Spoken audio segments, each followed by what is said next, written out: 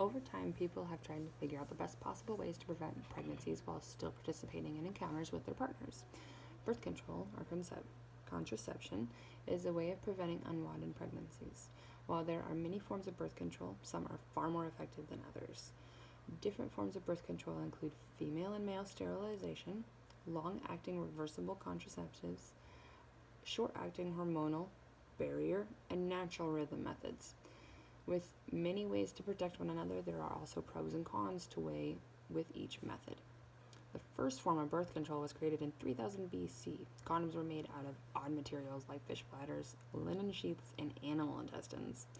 In 1838, condoms and diaphragms were created out of vulcanized rubber, and the first oral contraceptive was approved in 1960 by the FDA. More reliable methods have been created since then.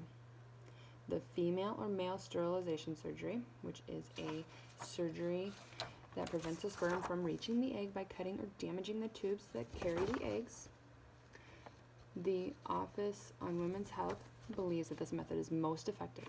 Less than 1 out of 100 pregnancies occur during the first year. The cons to this method are that it is a surgery and it does require recovery time. This method is not very reversible either, and it does not protect against STIs. The long-acting reversible contraceptives, or LARC, prevents ovaries from releasing eggs, prevents sperm from getting to the egg, or makes implants of the egg in the uterus unlikely. Different forms of the LARC method include the implantable rod, which goes in the arm, and the copper or hormonal intrauterine device, or the IUD, which goes inside the uterus.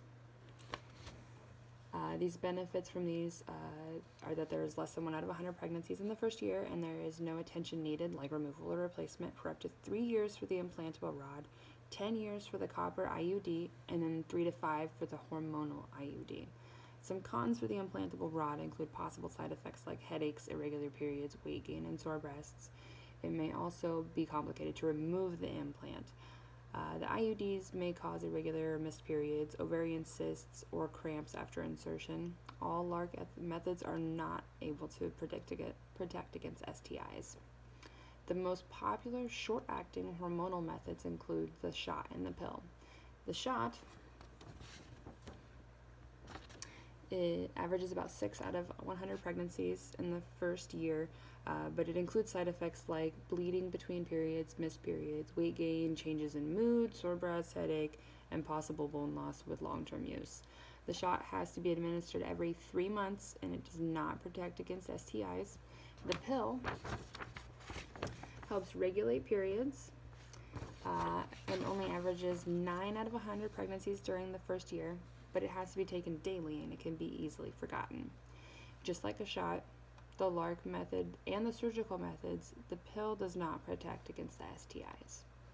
The most popular barrier methods include the female and male condoms. Even though there's an average of about 18 to 21 out of 100 pregnancies during the first year due to possible tears or breaks, these methods are considered to be the best protections from STIs. There's the male and the female condoms. They're also available without prescription and are readily available for purchase. Some of the least effective birth control methods are the withdrawal and the rhythm method. By pulling out or avoiding sex on the most fertile days, there is an average of 22 to 24 pregnancies during the first year. It can be very hard to predict when the sperm is released and when the women are most fertile, but one of the most effective birth control methods ever is abstinence. When using abstinence, there's no worry about being pregnant because one is abstaining from sex. Other benefits from abstinence is that there is no side effects and no out-of-pocket costs. Whether surgical, long-acting reversible, short-acting hormonal, barrier, natural rhythm methods, or abstinence, each person's need is met in a different way.